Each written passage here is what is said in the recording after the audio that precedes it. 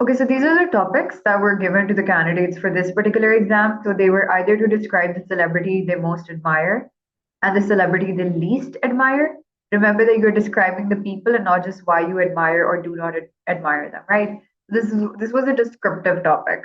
Then it was in the older papers, you guys would also get an argumentative essay. You guys no longer get those, so this was an argumentative topic,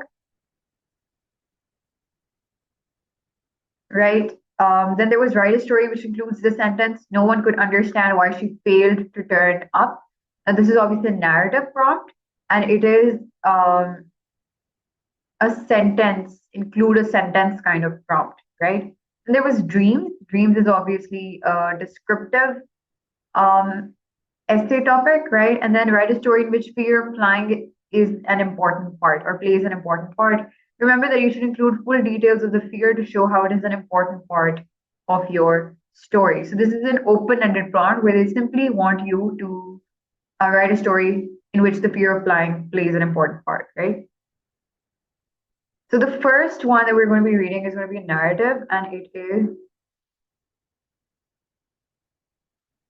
one with the open-ended prompt, which was write a story which includes a sentence. No one could understand why she failed to turn up. Now, I want both of you to respond to what does the phrase she failed to turn up mean? What does it mean? Putting it in the chat as well. Like she did not attend, or like she was absent.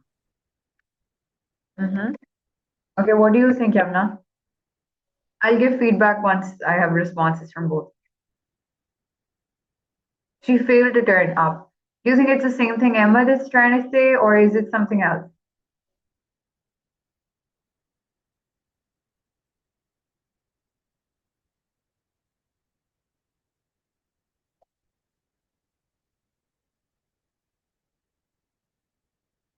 Okay, you're not sure. Um, any guesses at all? Because imagine that this is the only prompt that you've been given, right? Then how are you going to write on it if you don't know what it means? You have to derive some meaning out of it, right? So no one could understand why she failed to turn up. What could it possibly mean in that context? Which reminds me, if you don't on 100% level really know what a prompt means, then don't go for it, right? If you're even a little bit unsure that of its meaning, don't opt for it. Because imagine writing the wrong interpretation of the prompt in your essay, that is not going to be very scoring.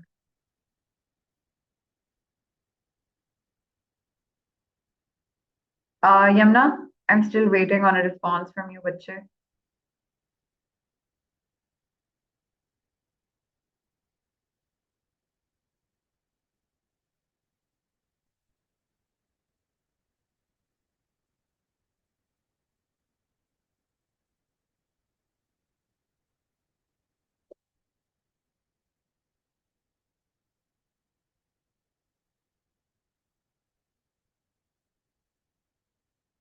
Yamna, are you there?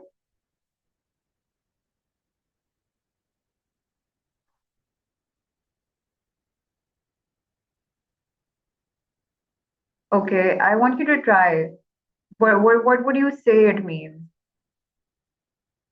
If let's say that was the only prompt you got, even though that's not happening, but hypothetically.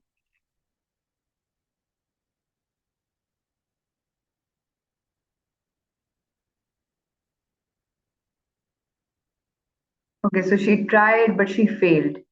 At what? So yes, you're right. She tried, but she failed, right? As suggests the word, she failed to turn up, like on studies. Okay. So because they haven't really mentioned studies or anything, by it's basically what Emmett said that she failed to turn up, she failed to show up, right? So let's say there was some sort of an event or something, and she failed to show up there. She failed to be there, right? So that's what it means.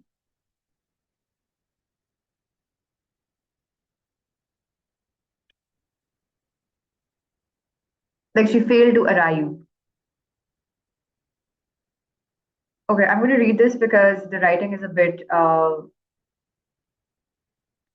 it's cursive, so you guys might not be able to read it properly. So I'm just going to read it.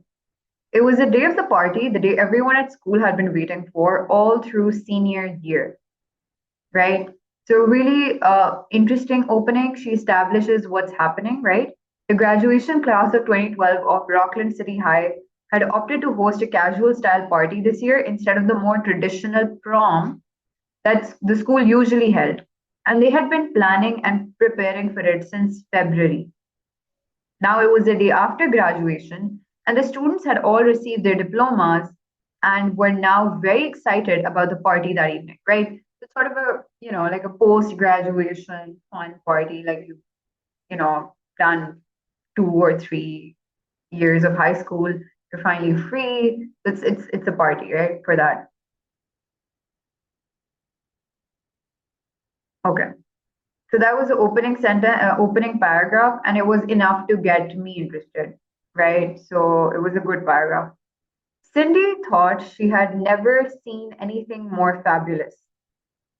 Really good topic sentence. Now the audience or the reader is like, okay, what is so fabulous, right? And then she reveals what was fabulous. Not only was the weather cool and breezy yet not rainy, but the decorations committee had done a fine job with the school hall where the party was to be. Thick, fluffy cloth drapes had been hung at strategic points along the wall, interspersed with sprigs of plastic flowers. Colored cellophane was wrapped around the lights to create a plethora of vibrant hues when they were switched on. Right, so this is description. So if Iman was here, I would definitely point this out to her. This is narrative, but description has been used where it adds to the narrative, right? Um, right, where were we? A pale green meadow was painted on the backdrop behind the stage, splashed generously with the blue and pink flowers, semicolon. Above it hung a gigantic plain white banner bearing the words Class of 2012 in vivid robin's egg blue. Cindy knew, however, that the main attraction would be the long buffet table at the end of the room, already graced with heaping plates of mouth-watering food from Connie's caterers, right? So this is all, you know, this is all answering that question, oh, what was so fabulous, right? So she's giving us descriptions of, the decor, the food, the colors, the backdrop, right? All of that. And does it in a very interesting way as well, right? So mostly the imagery is visual, right? She hasn't really incorporated other senses, but that's fine, right? Even the visual imagery is done so well that it's perfect, honestly. The vocabulary is really, really good. She's incorporated different punctuation. So you can see that there's like, single quotation mark used here. There's a semicolon used here. Um, there's a mix of, well, there's mostly long sentences. There's not really a mix. Only the first sentence seemed to be a shorter one, but overall it's very well written so far. Okay, so far this was just the intro. Now comes the problem, right?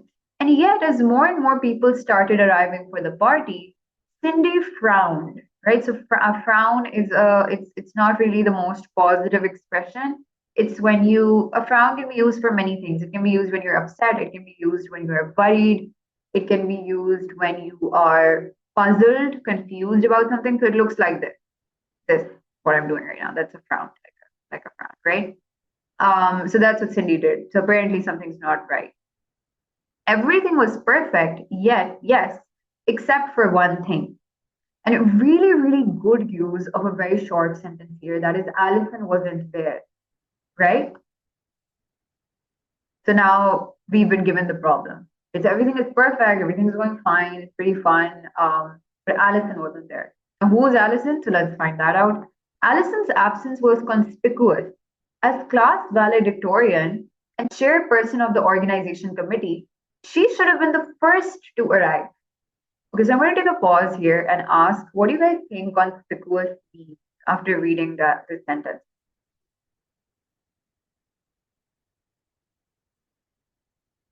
Her absence was conspicuous. as class valedictorian chairperson of the organization committee. She should have been the first to arrive. I want answers from both of you.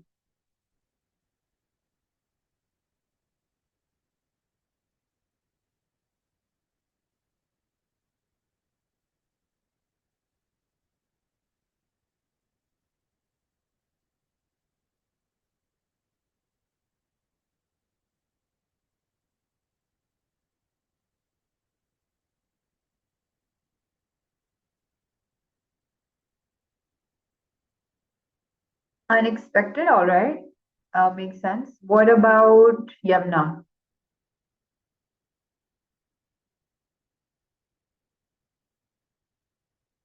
Conspicuous.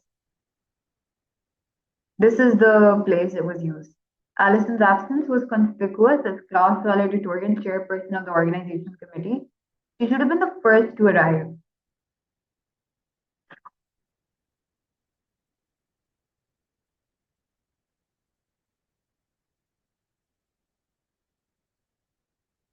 I'm asking for the contextual meaning. I'm not even asking for the exact meaning of the word.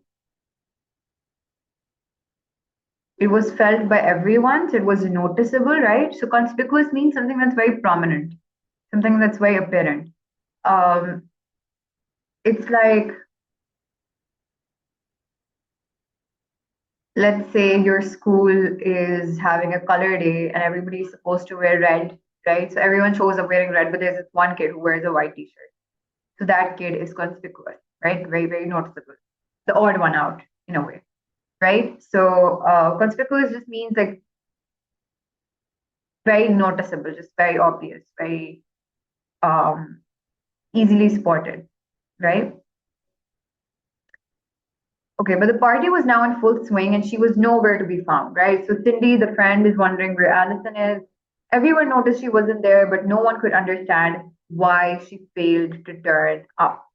Okay, so here is where they have included the exact line into the essay, right? And it's also noticeable that the line again is a very central part to the essay, right? Now, Allison not being there, it's very central to the story, as you guys will see moving on as well. It's not something that was arbitrarily, randomly thrown in there, and then the storyline was something else.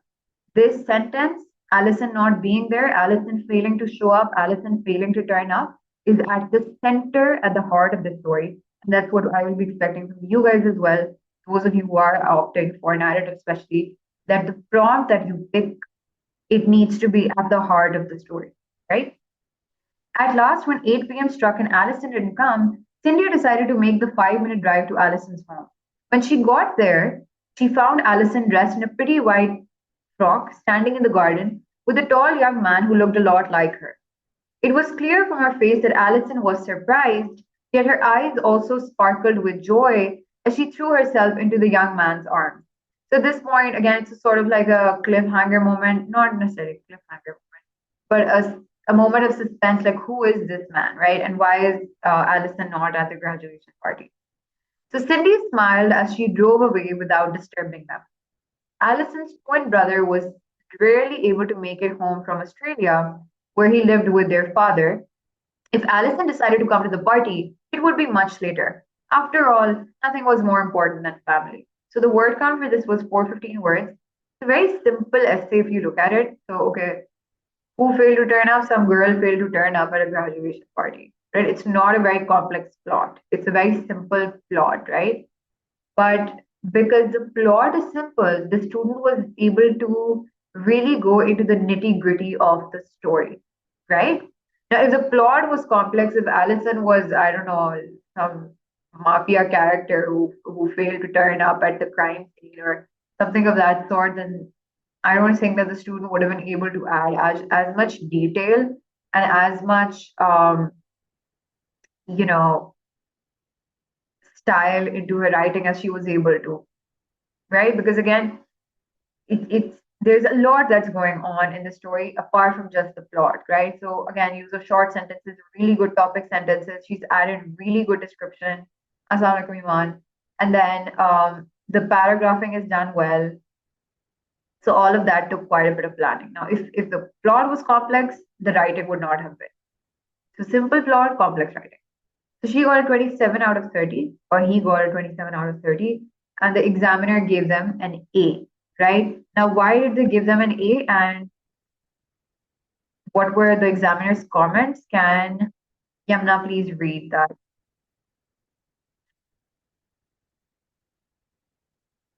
Yes, ma'am. Concerns a young woman called Alison not turning up for a prom party. The essay correctly interprets failing to turn up as being absent, whereas many candidates saw it as meaning fail to do well. As in an exam of or sporting event, the achievement places this essay in band 1 because it is highly accurate in its language, while it creates great interest. However, it is in the lower half of band 1 because it contains lapses in the language and the content is a bit of an anticlimax in the final sentence. All right, Yamna, just a second. Thank you. So there were some candidates who assumed that it meant fail to do well as in an exam or sporting event, right? So that would have been a wrong interpretation. But those who had interpreted as it as being absent or failing to show up, then it would have been correct, right? So even though it's really, really well written, the language is in the lower half of band 1, which is the highest band, because it contains some lapses in language, right? The content is a bit of an anticlimax in the final sentence. So the final sentence was, after all, nothing was more important than family. So it doesn't land as well for the examiner, right? Which basically means that when you build something to a crescendo, that's what you do in a narrative. You first do the introduction, then you slowly build the problem, build tension, create tension, create tension, and then you kind of plateau to a resolution, right? You come to a resolution after sort of giving the reader all the suspense, the drama, etc., whatever you're writing about. But this last sentence did not land as well for the examiner. Right? Like there was a lot of tension, but the last sentence didn't land as well. Like it could have been a better ending. So it could have been the same ending, but instead of the last sentence, they could have ended it in a better way. That's what the examiner is saying. Okay, overall, the language is highly accurate. The sentence structure is complex, containing a variety of sentence lengths and types, and even employing dramatic short sentences for effect. Allison wasn't there. Verb forms and tenses are very good indeed, and the candidate can handle sophisticated forms as in Cindy thought she had never seen. However, the tenses are not perfect, with Allison didn't come being a fault. It is an indication that scripts do not have to be perfect to get into band 1, but must have real merit to offset any lapses, right? Now, there were some lapses in the student's language, but overall, it was so well written that the examiner was like, he or she can still get a 27 out of 30, right? Okay, in earlier they used to get marks out of 30 for this. You guys get marks out of 25. Here there is some excellent precise observation and detail, as in vivid robin eggs blue. Vocabulary is certainly a very strong point, opted, conspicuous, host, valedictorian, vibrant, strategic. Although there is a sense that the candidate overstretches occasionally with plethora and heaping, not being quite right. So the examiner at certain places felt that the vocabulary was a bit too extra. It was a bit overdone to the extent where it took away from the writing, right? So again, students who plan on cramming words before the exam, please don't, right? Because you can tell, even though the student clearly has very good language, even they kind of overstepped that bound for the examiner. It was at some point it was a bit overdone, right? Punctuation is very good, with sophistication again demonstrated in the use of the semicolon. Paragraphing is also good, although some might debate the use of and to start one paragraph. Spelling, especially of such a mature vocabulary, is excellent. This is a complex, sophisticated, occasionally tense narrative with a real feel for the occasion, right? So by real feel for the occasion, they mean that you can almost feel like you experience this yourself, right? That's how well it's been written. That you can see yourself being there, right? Linguistically, it is far better than the accurate descriptor band 2, and yet is not so accurate as to be at the top of band 1, right? So this is the standard. Now we're going to look at a descriptive essay that got an A. So the topic for this was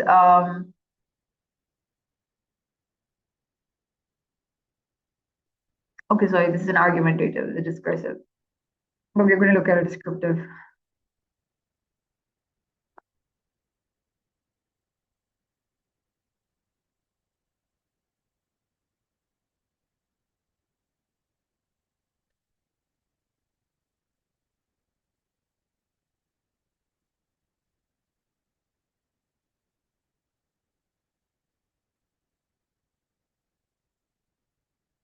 Okay, I think they're in the exact order that the questions were in. So the descriptive is probably above.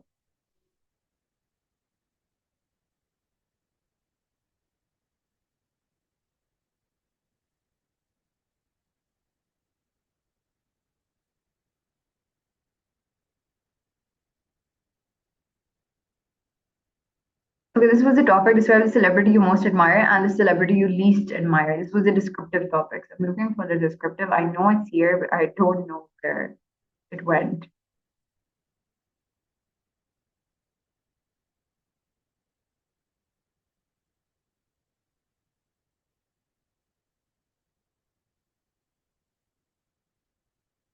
I'll share this with you guys as well so you can read the grade A, B, C, D, E responses as well. The other ones we are just doing.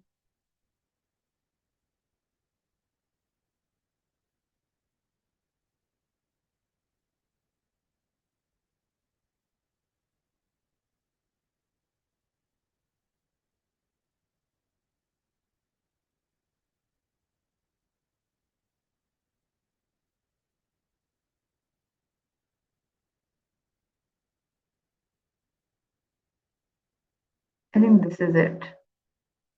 Yes. Okay. So this is a descriptive essay that got an A, right? So it's the same celebrities one. No, it wasn't the dream one. The dream one got an E apparently or a C. So this is a descriptive essay that got an A, right?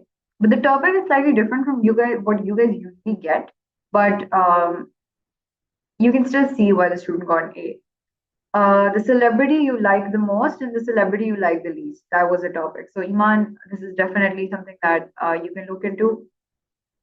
In today's world, celebrities are people. Okay, this is pretty readable. So Iman, can you please read this?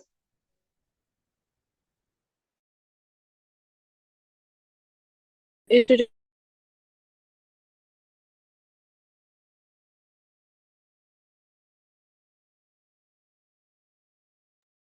I can't hear you.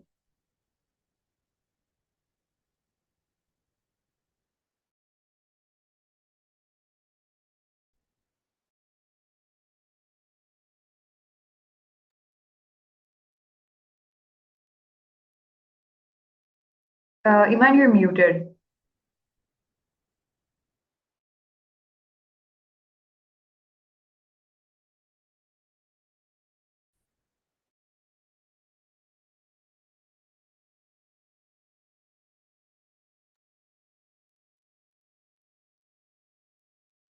Iman, are you there?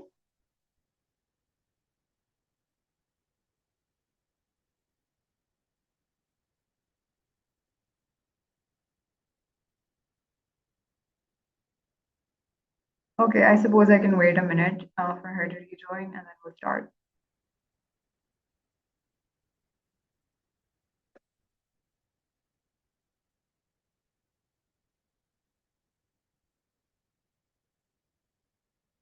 Meanwhile, if you guys have any questions or anything of that sort.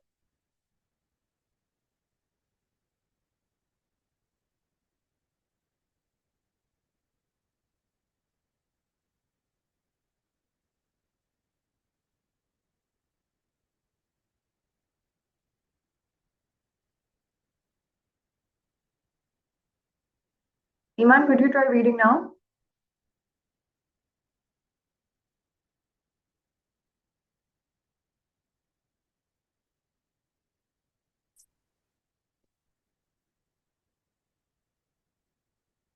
I think you're trying to say something, but your audio is not right here. I can't hear you. Can you try saying something again? Otherwise, I'll read it.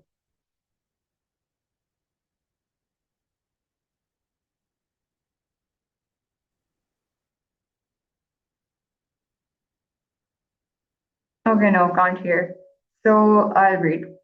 In today's world, celebrities are people to whom ordinary people like you and me look up to, right? We follow their interesting lives, try to imagine ourselves in their places and how our lives would be if we were them. But the truth is that most of these celebrities had very hard lives before all this glitz, glamour, and fashion. Never start a sentence with but, by the way. Okay. Um, Good use of semicolon here. This is an introduction before the student actually starts writing about the most and least favorite celebrities. Their past lives are what make these celebrities who they are, but with lovers and admirers of these celebrities come the haters of them as well. Again, the use of but should not be here. My favorite celebrity is Marshall Mathers, known as Eminem. Um, whereas my least favorite celebrity is Kristen Stewart. So, whereas the spellings of whereas are wrong here. Are there any Eminem fans here, by the way? Eminem is a rapper, he's a musician, and Kristen Stewart is an actress. Because I'm a huge Eminem fan. There are many reasons for why I love Eminem and why he has earned the love and respect of millions of people around the world. Marshall Mathers was born in Detroit, Michigan, and had a very tough life growing up. Being a short and scrawny boy and a minority in a largely black school, he was pushed around and bullied a lot. Ma'am, I visiting when I should. Okay, as long as you can hear me, it's all good. Otherwise, you can also watch the recording one.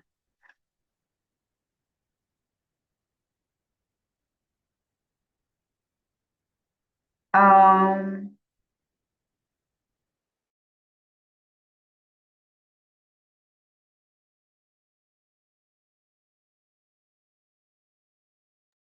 yeah, now let me know if it's fine now. My internet is pretty stable today, so I'm not sure why it's cracking for you.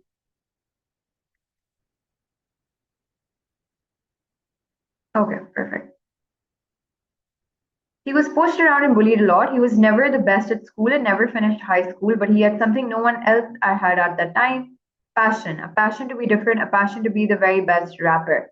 So, by the way, this had to be a small a and the P had to be a small p here, right? But overall, the description is really good. I love how he describes him as a short and scrawny boy, right? Scrawny again means very small, very skinny, right? And he's sort of giving his backstory a little bit. Now, obviously, this is the sort of descriptive that does require a little bit of a background story because it's about the celebrity you most like and the celebrity you like least, right? It's not really about sunset in the morning and sunset in the evening, right?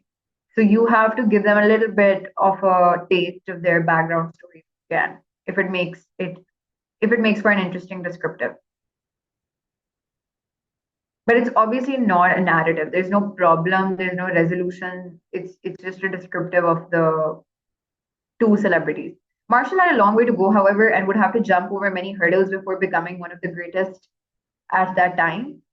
One of the greatest.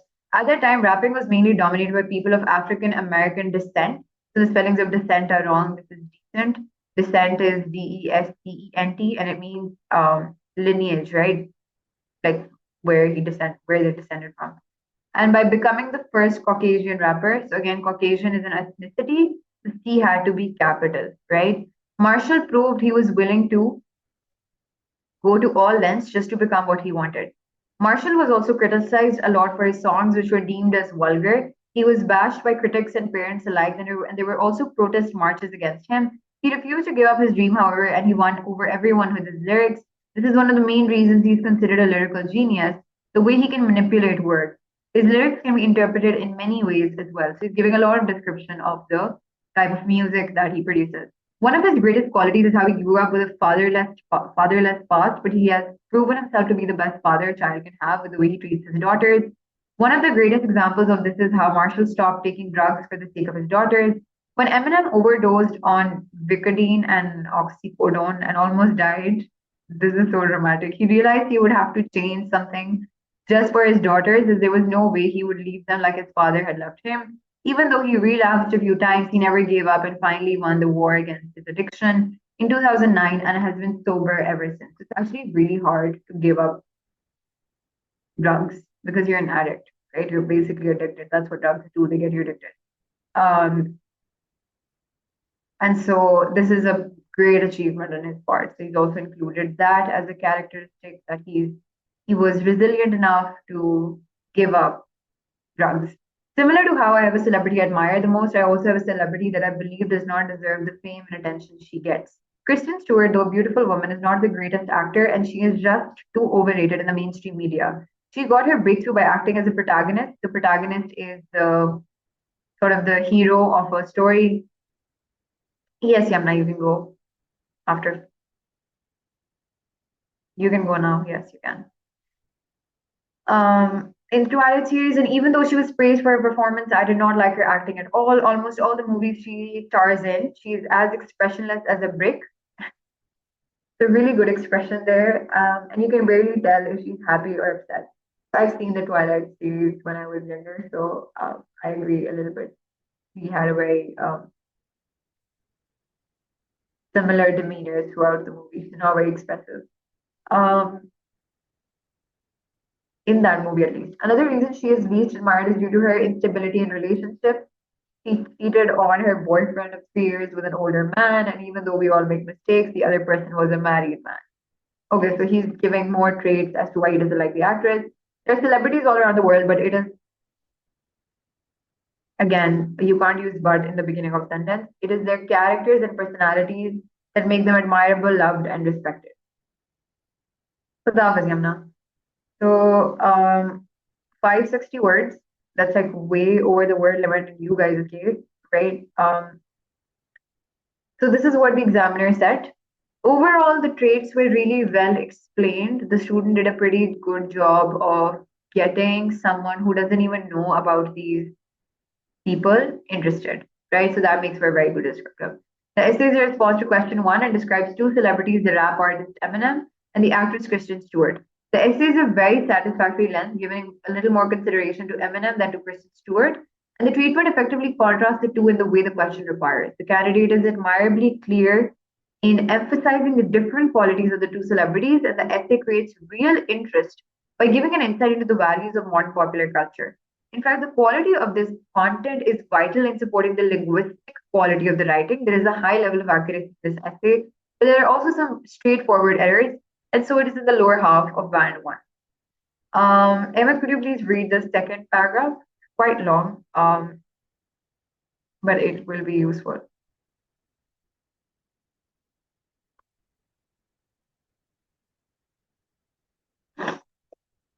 As has been said, overall the language is very accurate. What is crucial here in putting this in band 1 rather than band 2 is that the errors are not serious ones. The sentence structure is very good as it has complexity and also it attempts different constructions for effect. See particularly the effective conclusion to paragraph 2 and the sustained sentence length and complexity in paragraph 5. Unfortunately, the one real flaw of the essay is the use of conjunctions as sentence openings.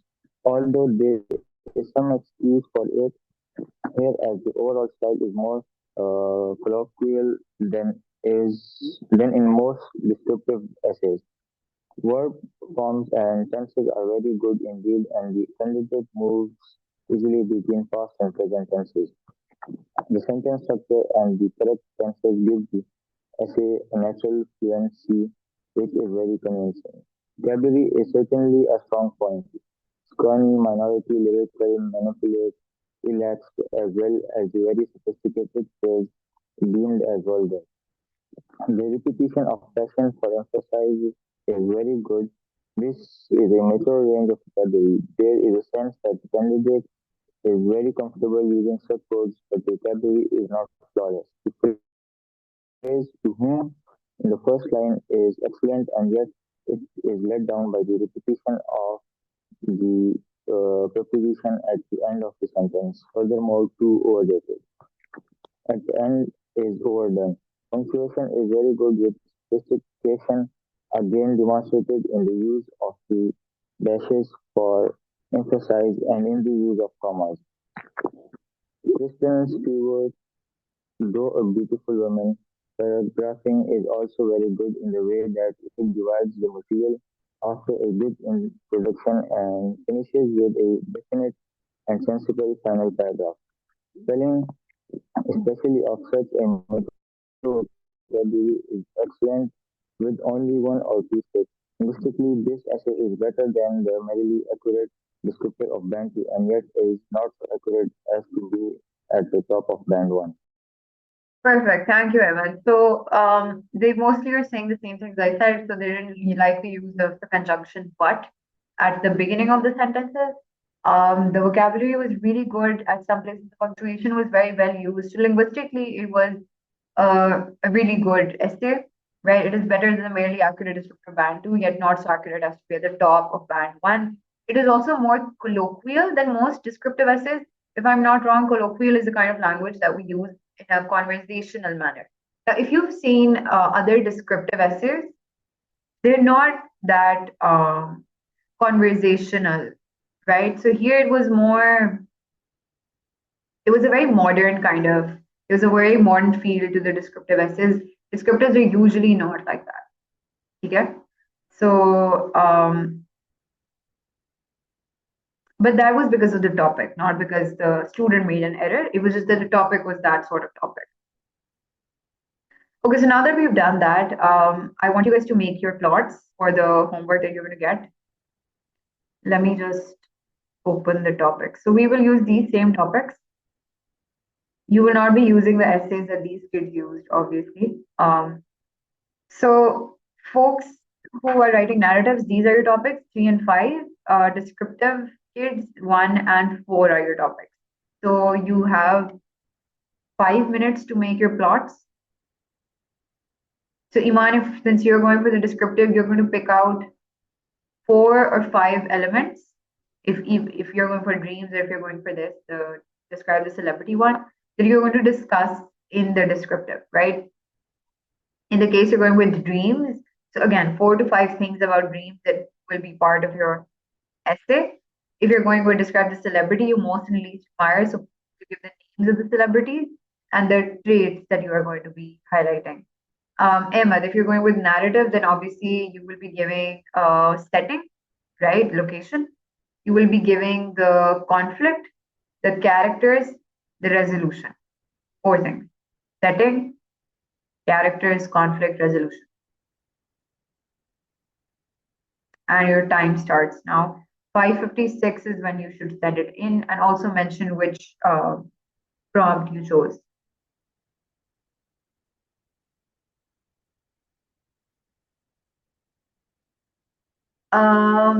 Iman, dreams is a descriptive essay topic. It's not a narrative essay topic.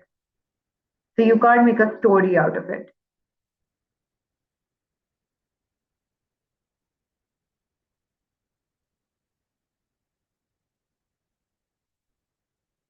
If it's a descriptive, it needs to be 4 to 5 things about dreams.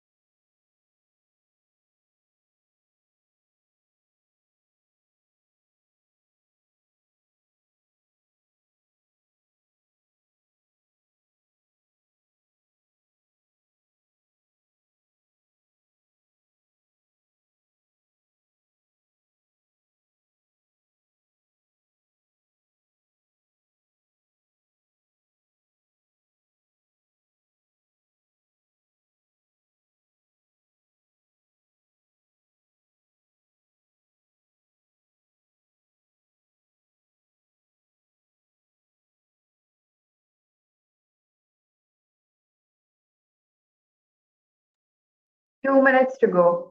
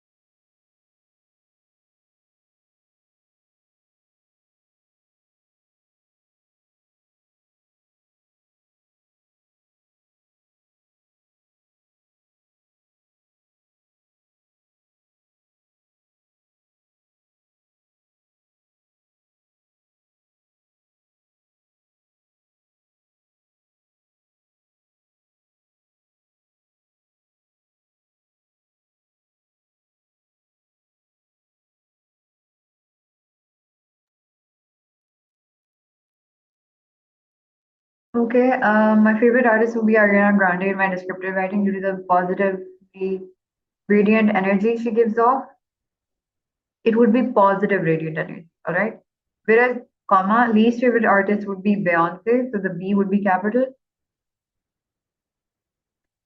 And for joining hands with P. Diddy and J. Cole and murdering any smaller artist that came in her way.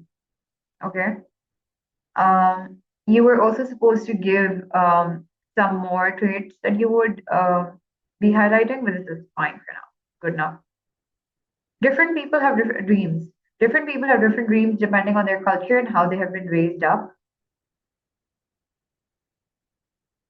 How they have been raised, not raised up.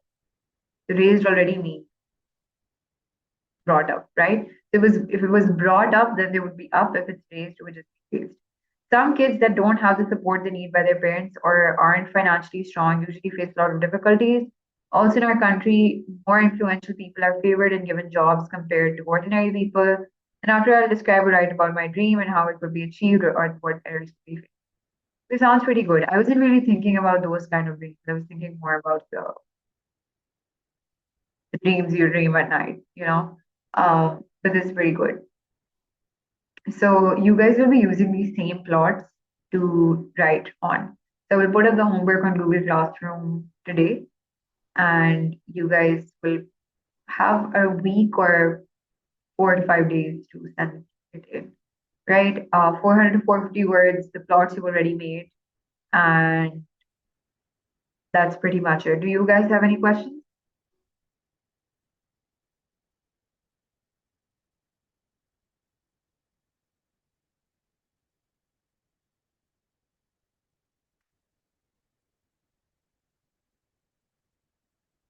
Okay, perfect. 4 to 5, no, a 5 to 7, Iman. 5 to 7 paragraphs. I'll also send the document that I showed you guys yesterday with the instructions for narratives and descriptives. So 5 to 7. For directed writing, 3 to 4. For composition, which is this, 5 to 7. All right, guys, Khudafez. Thank You guys are free to go. Khudafez.